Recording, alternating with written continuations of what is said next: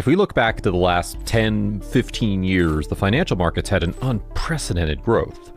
Specifically, 10 years after the global financial crisis bottom, the stock market scored one of its best decades in nearly 140 years. Since then, the earnings of the S&P 500 have roughly doubled, and the price has more than tripled. Undoubtedly, the major catalyst for this unprecedented growth was cheap money, because during that period, the highest interest rate was 2.5% back in 2019. So it's been easier and cheaper to access money. And as a result, this has made it easier for businesses to expand, investors to make more money, and valuations to grow. By the end of 2019, it was perceived that whatever one buys, it doubles in no time. So the bubble busted, but this time it was a pandemic. And finally, the historic decade-long run came to an end. Investors' enthusiasm started waning, and they started pulling out their money from the stock market. The pandemic led the world into chaos. Businesses were shut down, and the financial markets collapsed. The recession was dark, and the world of investment was brought to its knees. The central banks across the world started printing money to help their governments cover some of their pandemic-related spendings. Similarly, the US Fed also printed trillions of dollars. And ultimately, the printed money was flooded into the economy in the form of stimulus checks, bailout packages, etc. But the free money couldn't save US citizens. This debt monetization inflated the economy, and the US had to see a 40-year high inflation rate in June of this year. And now, US citizens are living with decades-high inflation, with everything becoming out of reach. On a year-over-year basis, when you're looking at where inflation is, we thought we could say it peaked last month. It did not. 8.6%. That matches the all-time high in this cycle. And the core rate up 6%. After inflating the economy, the US Federal Reserve again jumped in and started raising the interest rate. But the consequence of this action is awful. This rise has made it difficult for businesses and citizens to access money. These aggressive moves have halted the economy, with the panic spreading to financial markets. For instance, we saw a free fall in cryptocurrencies. Many big names in the corporate world are struggling, the real estate sector is falling, and the equity market is declining as well. A major sell-off from investors can be seen in the wake of fears that the world is on the brink of a terrible recession. But for the investors, what's the right time to enter into the market? When the markets are already at their peak, or when everything's on sale? In the investors' world, it is a known fact that crashes are the best time to become rich. And usually the crashes occur after a long time. So no one can say with confidence that people will see another time in their life where everything will be on sale. But the question is this the best time to build your wealth? Well, let's dive into the answer about whether this is the right opportunity. And if yes, well, how can one take advantage of this time? Some people should not own stocks at all because they just get too upset with price fluctuations. If you're going to do dumb things because a stock goes down, you shouldn't own a stock at all. There is deep psychology involved in investing. The simple idea of investment is to buy low and sell high. However, people do exactly the opposite. They buy high and then sell when it's low. The reality is that they don't mean to do this, but whenever there are tough times, uncertainty and fear scares people and they step out of the markets. But people like the legendary Warren Buffett, Charlie Munger, Monish Pabrai, Guy Spear, Phil Town, and many others say when the market is heavily down, it is the best time to invest. This is an interesting phenomenon. The main reason for this backward psychology is that most people don't seem to have clear investment goals. They usually don't have any commitment to a long-term investment time horizon. Therefore, as soon as things get bad and recession hits, instead of taking advantage of the opportunity, they run away from the short-term chaos. It is a terrible strategy. We're a net buyer of stocks over time, and who wouldn't rather buy it, at a lower price at a higher price? People are really strange on that. I mean, because most of your listeners are savers, and they should want the stock market to go down. They should want to buy at a lower price, but they have that feeling that they just feel better when stocks are going up. Let's look at the U.S.'s historic bear and bull market since 1926. The bear markets are orange in color, while bull markets are blue. You may see the recessions to be outbarred.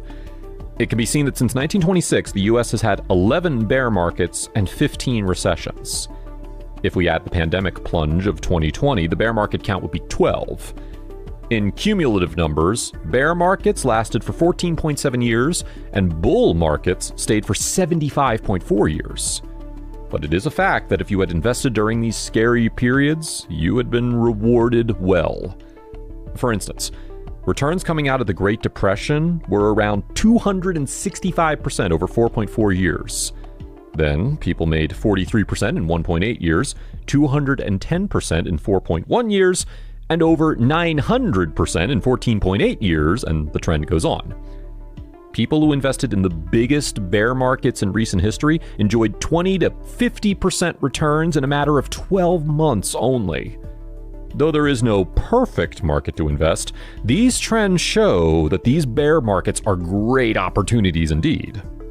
For instance, if you had invested at the peak just before the 2020 COVID outbreak, you would have made 9% on your investment. On the other hand, if you had invested at the market lows, which was a few weeks after the peak, you would have made 60%. This is how an entry point creates a difference. However, you must remember that such huge drops are not very frequent. 14.7 years of the bear market, while 75.4 years of the bull market. So it can be concluded that recessions are great opportunities to invest. But how do you seize this opportunity without making mistakes? Well, step 1. Keep up to pace with what's happening in the market so that you know exactly when these opportunities will be there. And step 2. Execute your strategy correctly, whether actively or passively, as soon as you see a recession in the market. We all know that there are a couple of ways to do long-term investing. It's either dollar cost averaging or Warren Buffett style, which is long-term value investing. Now, most people go for dollar cost averaging. Now, for those who don't know what is dollar cost averaging, it's taking the money and then diversifying it across the stock market. It's done through something such as investing in index funds, like the S&P 500 index fund, which is, by the way, the largest index fund in the world. Hence, they choose the market tracking investment. And then investors invest the same amount into that market tracking investment fund at regular intervals. It can be $2,000 biannually or something like that, and then your money's split across the whole market. This strategy has been designed to give a long-term reward to the market, which is usually 10% annually for the S&P 500. This strategy does not act like you're timing the market or that you're seizing an opportunity of the market crash. But actually, you're doing that. For instance, $2,000 bought you 12.78 SPY shares on October 9th, 2007. A year later, when the market was on its way to dropping, $2,000 got you 20.5 shares. This is simple. You buy more stocks when they're lower and lesser stocks when they're higher. This is very natural. This is the best way for passive investors to seize the opportunity. Other than this, investors are willing to have more control over their portfolios, and hence, they adopt Warren Buffett's style of purchasing individual companies.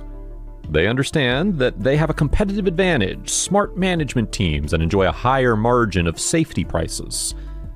We're not going to talk about this strategy, however. We're going to see how active investors ensure that they don't make any mistakes while investing in a turbulent market. The first thing we need to know is what's causing all this to make businesses suffer. Well, at the moment, it's inflation and increasing interest rates. This implies higher costs, reduced spending of consumers, and debt becoming expensive.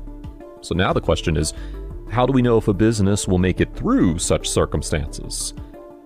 The business you're looking at needs to have pricing power.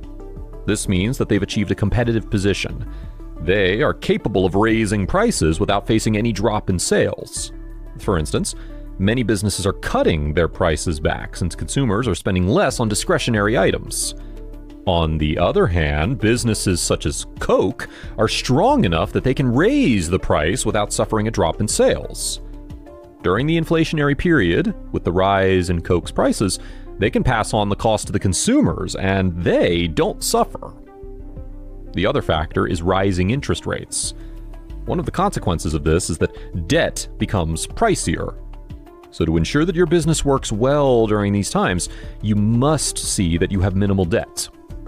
For example, if we look at Google, they have more cash as compared to the debt, having a debt-to-equity ratio of 0.5.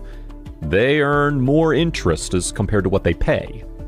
Meta is even better at having no debt at all. Peter Lynch says that it becomes harder to go out of business if you owe little or nothing to anyone. Last but not least is the business model. You need to see which business model are you following. Will it be capable of going through a turbulent economy successfully? For instance, grocery stores. Such models outperform during recessions. This is because people can't stop buying essentials. Insurance companies, airplane tickets, etc. All these are things that people can't stop using. Therefore, active investors need to look at the business models, their pricing power, and debt levels. On the other hand, for passive investors, it's all about holding on for a long time and staying strong.